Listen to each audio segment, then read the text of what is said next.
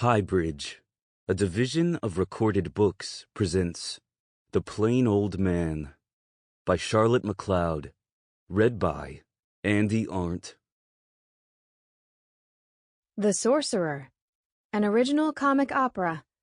Words by W.S. Gilbert, music by Sir Arthur Sullivan. Presented by the Pirates of Penzance. Mrs. Beddoes Kelling, director. Dramatis personae. Sir Marmaduke Poindexter, an elderly baronet. John Tibbleton. Alexis, his son, of the Grenadier Guards. Parker Pence. Dr. Daly, Vicar of Ploverley. Sebastian Frosted. Notary, Charles Deventer. John Wellington Wells of J.W. Wells and Company, Family Sorcerers. Ridpath Whale. Lady Sang-Azure, a lady of ancient lineage. Emma Kelling. Aline, her daughter, betrothed to Alexis. Jenico Tippleton. Mrs. Partlet, a pew opener. Martha Tippleton. Constance, her daughter. Gillian Bruges. Music by the Beddoes Kelling Memorial Orchestra. Scenery by Sarah Kelling Bitterson and Guy Mannering. Letter from Miss Mabel Kelling to Mrs. Apollonia Kelling.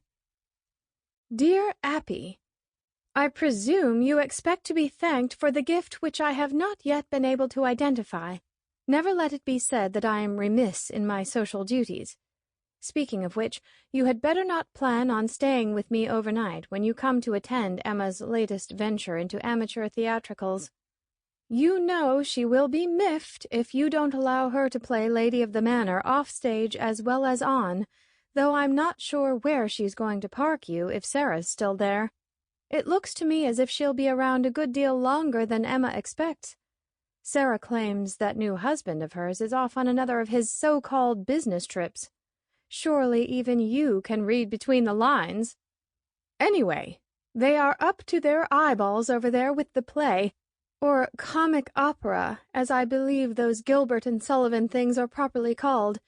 The plot, as far as I've been able to make out, deals with a boy and girl who are foolish enough to become engaged to each other, and their parents, a widow and widower respectively, who wish to be engaged but for some never-explained reason are not. There is also a silly young thing who is chasing after the vicar, he being at least twice her age. She has a mother who is listed on the program as a pew opener. This presumably refers to the period when the gentry had themselves shut into high-walled pews at church, so the common folk couldn't see what they were up to during the service. Since you are so totally inept at keeping a story straight, I thought I might as well explain in advance what this one is all about, rather than get hissed at for information all through the performance as generally happens. After the usual tiresome overture, a chorus of village men and maidens sing the usual sort of unintelligible nonsense about how happy everybody is today because Aline, the girl, is getting betrothed to Alexis, the boy. Then the pew opener and her daughter come on looking as grumpy as we shall all, no doubt, be feeling by then.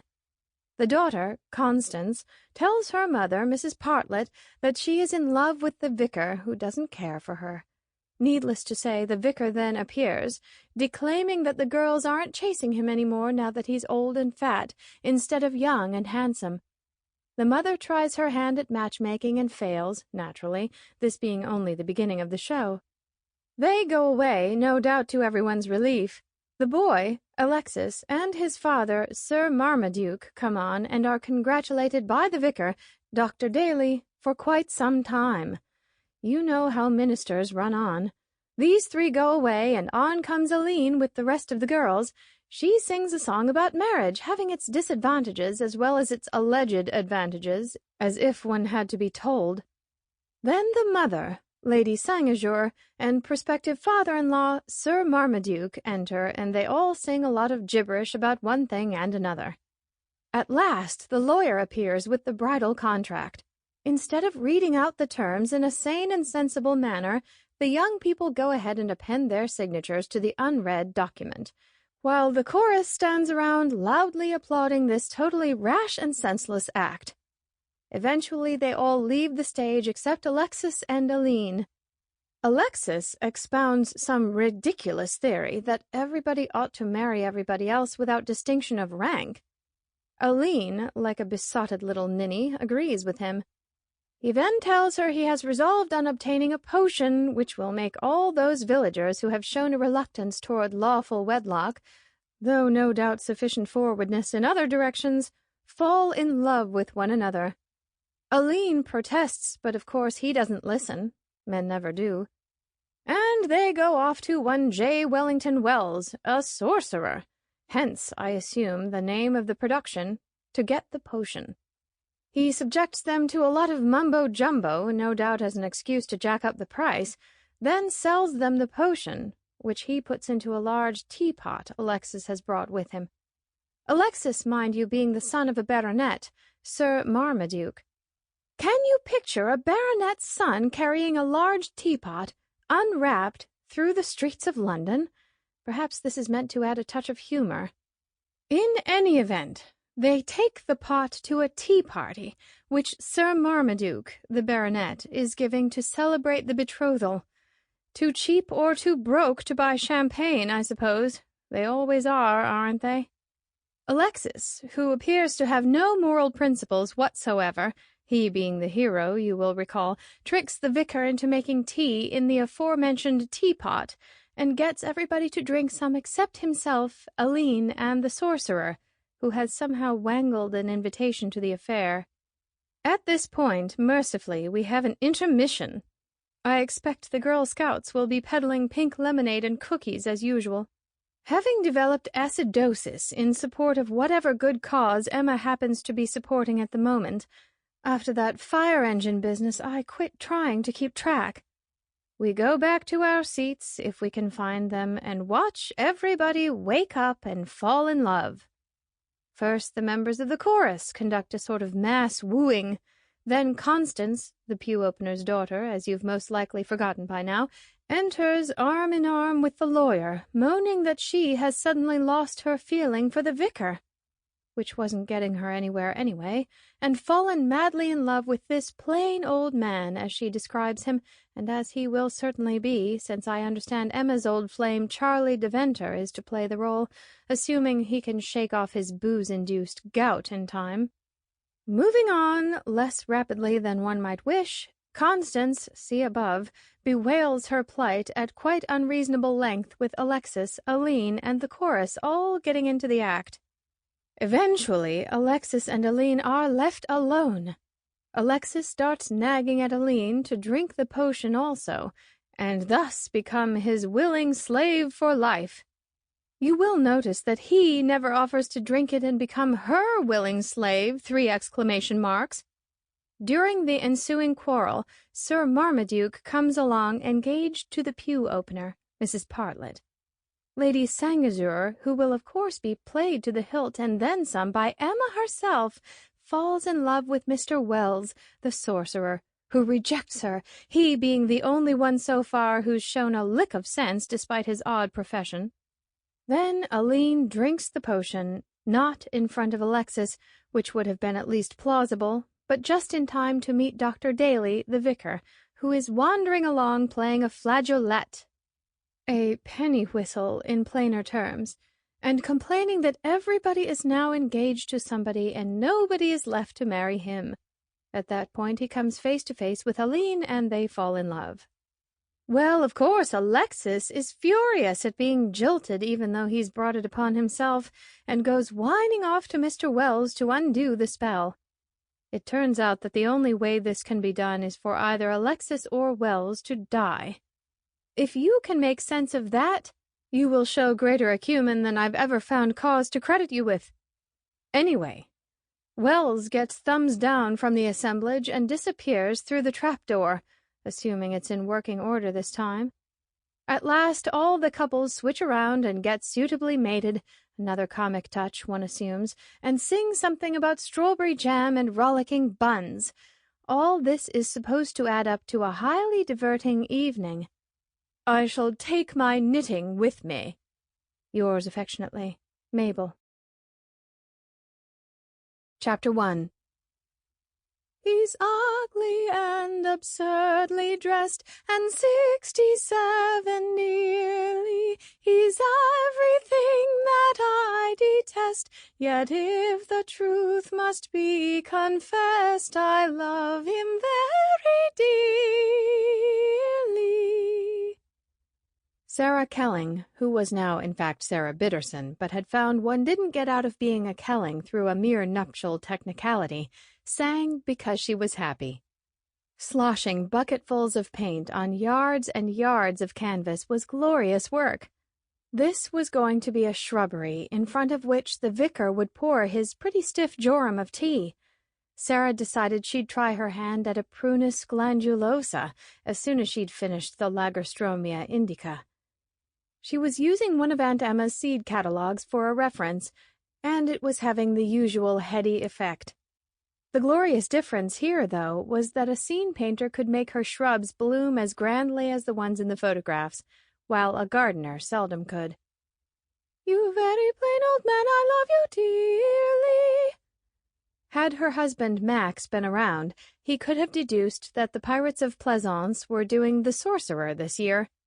As it happened, Max had just set off for Belgium on the trail of a purloined Picasso when Emma Kelling sent out her distress signal. Emma was Lady Sangajour this time around. Last year she'd been Cadishaw in the Mikado. The year before that she'd been the Fairy Queen in Euryanthe. And she'd been great. She always was. Emma Kelling's contralto voice was like her person, rich and full-bodied. She'd been a handsome young woman when she'd married the late Beddoes Kelling. She was a handsome woman still, and meant to stay that way.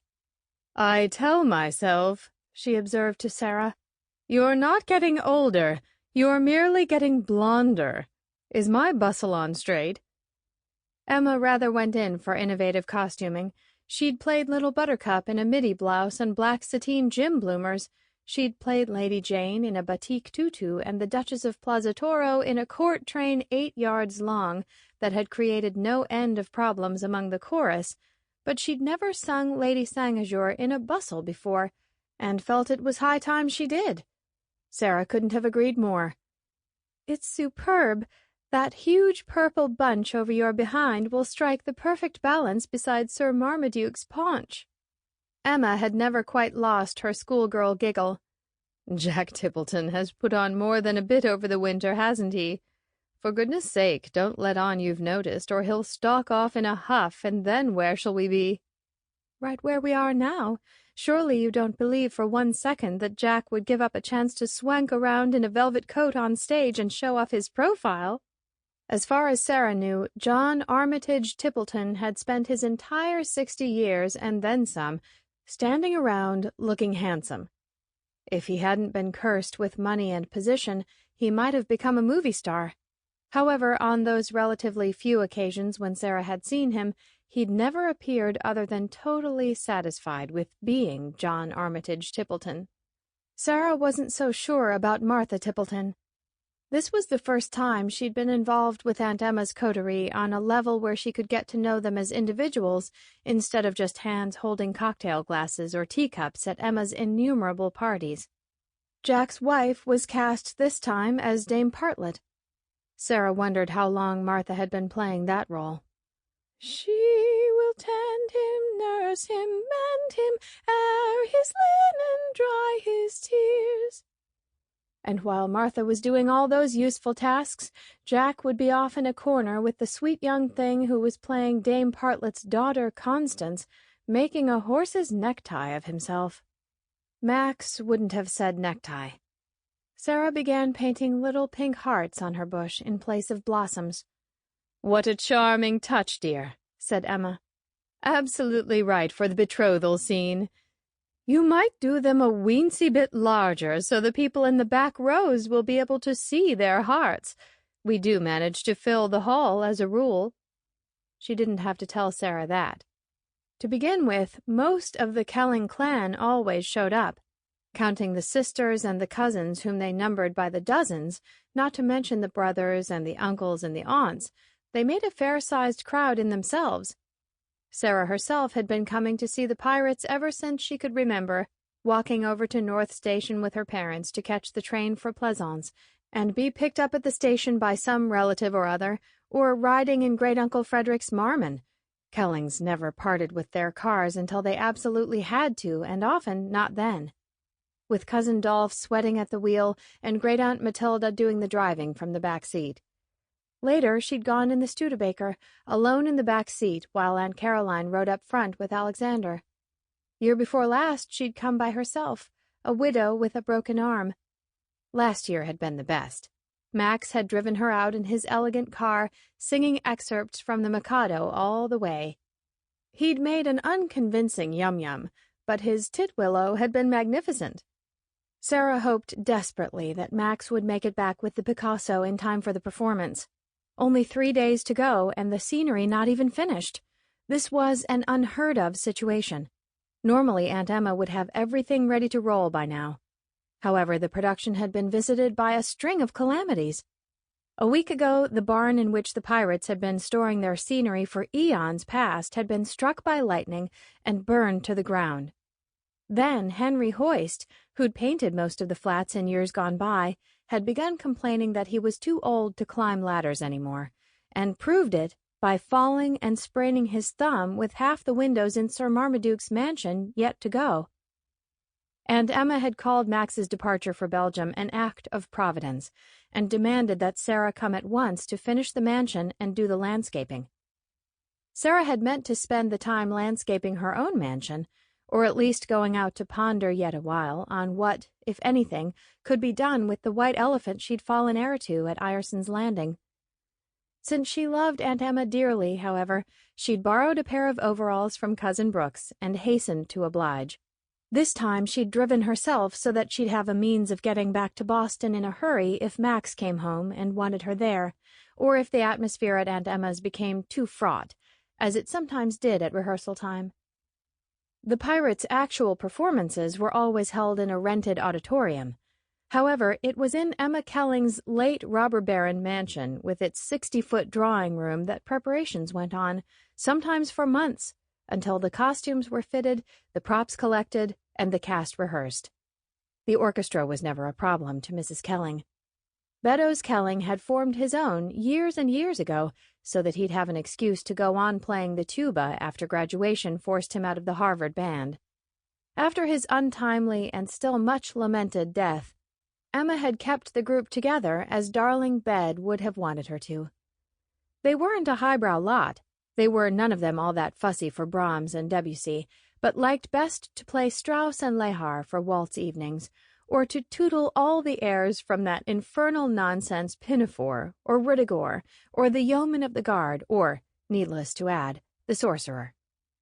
At the moment, Emma's Bechstein was half buried under flutes and clarinets, nor could you get at the keyboard without first tripping over a bass viol, a concert harp, or Beddoes Kelling's own tuba, played these days by his son and namesake as an act of filial piety, but kept at Emma's house out of consideration for young Bed's own wife and family. Over the years, Emma had worked out her own ways of coping with the multifarious details of putting on a Gilbert and Sullivan production. As it happened, the bedroom Sarah always had when she came to visit was also the one in which certain costumes were hung after they'd been taken out of their boxes and pressed. It would have been unthinkable to object to Aunt Emma's filing system, so Sarah ducked meekly to her bed each night, under a clothesline strung with lengths of phosphorescent muslin in which the fiends of flame and fire would be draped when the sorcerer conjured them up. She didn't mind. She only hoped the trapdoor wouldn't stick when he had to disappear in the final scene. That had happened once when she was about 7. With the necromancer trapped halfway through, she'd screamed out, "Squish him down!" to the delight of the audience and her ever-after embarrassment. Kellings believed in getting full value out of their jokes, as well as their clothes and their cars. She wondered how many of the relatives would ask her if she meant to squish down the sorcerer this time. Cousin Dolph already had, of course, twice. Well, these things were sent to test us, as Cousin Mabel was wont to say. The rest of the family were more inclined to assume Cousin Mabel had been sent to test them. Mabel would be at the performance, no doubt. She'd never missed one yet, nor had she ever said a kind word about it afterward. Too bad Mabel couldn't be given a swig of J.W. Wells's all-purpose love potion. "Give me that love that loves for love alone," Sarah caroled, reaching for a different bucket of paint. "Why love for love alone?" her aunt wondered. "I was thinking of Cousin Mabel," Sarah explained. "How noble of you, dear. I always try not to.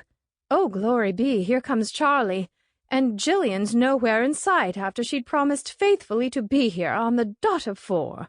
I can't for the life of me see why people come panting after parts and then won't ever bother to be on time for rehearsals. Give her a buzz, will you, and see if she's on her way? I'll take Charlie through his stage business in the meantime, so he won't feel abused and neglected." Charlie, Charles Deventer, to give him his due, didn't have a great deal to do in his role as the notary, except to get Aline and Alexis duly signed and sealed and to be fallen in love with temporarily by Constance Partlet. Charlie would much rather have been fallen in love with by Emma Kelling, for whom he'd nursed a hopeless but on the whole agreeable passion since the spring of 1937. However, he was willing enough to submit to Constance's unflattering blandishments, since Emma wanted him to. The notary didn't have to sing well. A croak would suffice, but the croakings had to come in the right places, and therein lay the rub. Shortly after rehearsals began, Charles Deventer had been laid up with a bad go of gout in his left big toe. Emma's man, Heatherstone, had been conscripted to understudy the notary's role, which he'd read from the book in a careful monotone, pending Charlie's recovery. That was all right for the other players, but of no earthly use to Charlie. He'd kept insisting he'd be well in time to do his part, so Emma hadn't dared replace him with one of the men from the chorus, and in fact there was none of them dry and snuffy, dim and slow, ill-tempered, weak and poorly enough to have handled the role convincingly. Now here he was, back in trim and raring to go, and where was their Constance? Really, it was annoying of Jillian. Sarah let the phone ring, but Jillian Constance didn't answer, so they had to suppose she must be on her way. Emma gave Charlie a sisterly kiss and a weak whiskey and water and started running him through his lines for the betrothal scene, of which he had precisely 4. Sarah, painting her bushes amid a sea of tarpaulins in the vast, glassed-in room that Emma called her sun parlor, could hear them pegging away. Now they'd gone on to the chorus that followed, Emma singing most of the parts while Charlie made frog noises half a beat behind. At last, when her own voice began to wind down from the strain of doing soprano, alto, tenor, and bass all at the same time, Emma called, "Sarah, come in here." Sarah stuck the brushes she'd been using into a can of water so the acrylic paint wouldn't dry in the bristles and break Henry Hoyst's heart, and obeyed. "What is it, Aunt Emma?" "Charlie wants to do 'Dear Friends, Take Pity on My Lot.' I'll be the orchestra, you sing Constance's part." "Me? I'm no singer." "Nonsense. You've been warbling it to yourself all afternoon. You know the lyrics better than Jillian does. Here." She thrust the score into Sarah's reluctant hands and fought her way between the harp and the tuba to the Bechstein. "And a 1 and a 2. The duet between Constance and the notary was one Sarah particularly liked. The melody made no unreasonable demands on her modest vocal endowment, and the words appealed to her sense of the absurd. She gave it her best shot. Charlie came in right on the button, with due lugubriosity. Emma was impressed. "Capital, both. You've caught it nicely. Shall we try again?" "Why not?" said Charlie. "I was pretty good, wasn't I?" Sarah was reminded of Tartarin de Tarascon singing the role of Robert le Diable. Oh well, her arms were tired from painting anyway. "Dear friends, take pity on my lot, my cup is not of nectar, I long have loved as who would not our kind and reverend rector." "Why, Sarah, what a delightful surprise!" The voice was a well-modulated baritone. "I never knew you cared." Emma banged her hands down on a C major chord. "Sebastian, sit down and shut up. We were going along nicely till you barged in. Let's start again, Sarah." Sarah didn't much relish having to perform in front of Sebastian Frosted. She couldn't think of much about him she did relish, for that matter, even though he was easily the best voice in the company. He might well be the best actor, too, if even a few of the scurrilities Dolph and Uncle Jem had told her about him were true. Sebastian was grossly miscast as the vicar. Still, he carried off the role as if he'd been in churchly orders all his life. His role seemed not to be the first thing he'd carried off. According to Dolph, some of Sebastian's so-called business deals ought to have landed him in jail ages ago if his relatives hadn't kept bailing him out. There was the Frosted name to think of. Besides, as Dolph pointed out, no matter how black his other crimes, Sebastian could always be counted on to vote the straight Republican ticket. Perhaps it was part of Sebastian's stock in trade to look more like a clergyman than a crook. He was a smallish, roundish man with a little mouse-fine grayish hair surrounding a shiny pink pate and a blandly agreeable face. He wore thin beige or gray cashmere vests under his discreet sports jacket at rehearsals and could have passed himself off, if not as a man of the cloth, at least as the assistant headmaster from one of the better girls' boarding schools. Maybe he had, for all Sarah knew. She personally would never trust any daughter of hers, assuming she were to have one, with a man like Sebastian Frosted. She turned her back on him, making sure she'd got the concert harp between them, and went back to Bar 1. By the time she and Charlie DeVenter got through their number, they'd accumulated quite an audience. Alexis the Brave and the lovely Aline, also known respectively as Parker Pence, son of the second flute and the kettle drums, and Jennico Tippleton, daughter of Sir Marmaduke and Dame Partlet, had arrived. Parker was a nice boy, Sarah thought. He was following in the parental as well as the Avil footsteps by playing glockenspiel in the Harvard band. He also sang tenor with the Glee Club and was seriously considering a career with the Handel and Haydn Society, plus a bit of investment brokerage on the side. The side that liked to eat, presumably, the rewards for choral singers being more aesthetic than financial as a rule. Sarah thought Jennico something of a brat, perhaps out of jealousy, as Sarah herself had never been given the chance to be bratty. Jennico was a natural redhead, though she'd be playing Aline in a marvelous blonde wig that was even now perched on a block in one of the upstairs bedrooms. Not Sarah's this time. Her costume was there, too, a birthday cake of mauve ruffles, pink rosebuds, and baby blue satin ribbons. Jennico had the willowy height to carry it off. She hadn't had the requisite candy box prettiness to start with, but she would have by the time Emma Kelling got through with her. Already she'd acquired enough decorum to sit still on the sofa and applaud with the tips of her fingers as they left the piano. "I didn't know you were doing Constance, Sarah. What's happened to Jillian?" "Nothing, I hope. She's supposed to be on her way here. I was just filling in." "You didn't do too badly for your first try," young Alexis condescended to tell Sarah. "Who's your voice teacher?" "I never had one. It's just that my father used to sing in Cousin Percy's madrigal group, and I had to fill in sometimes when one of the trebles didn't show up." "You mean Hey Nonny Nonny and all that garbage?" said Jennico, reverting to type. "I like doing madrigals," her swain told her with no little severity. "They're fun. How's the scenery coming, Sarah?" "Messily." She held up the paint-stained hands she hadn't been given time to wash, and Emma took the hint. "Go get cleaned up, Sarah. It's tea time anyway. Charlie, you'll stay, of course." "Might as well, now that I'm here." He really was a plain old man, Sarah thought. Cousin Brooks had some photographs he'd taken of a California condor in molt. Once Charlie DeVenter got on his stage makeup and clawhammer coat, he was going to look a great deal like that condor. She wondered whether Jillian's missing the rehearsal might be one of those Freudian slips Cousin Lionel and his ghastly wife Vera were always going on about. Things you forget because you never wanted to do them anyway. Jillian was a better soprano than Jennico, in Sarah's opinion. It might well gall her to be paired with ugly old Charlie instead of the dashing, though dim-witted hero. However, it was Emma who'd done the casting, and there'd been no question in her mind as to which of them would be given the soprano lead. considering that Jennico was a Tippleton well on her way to... Sample complete. Ready to continue?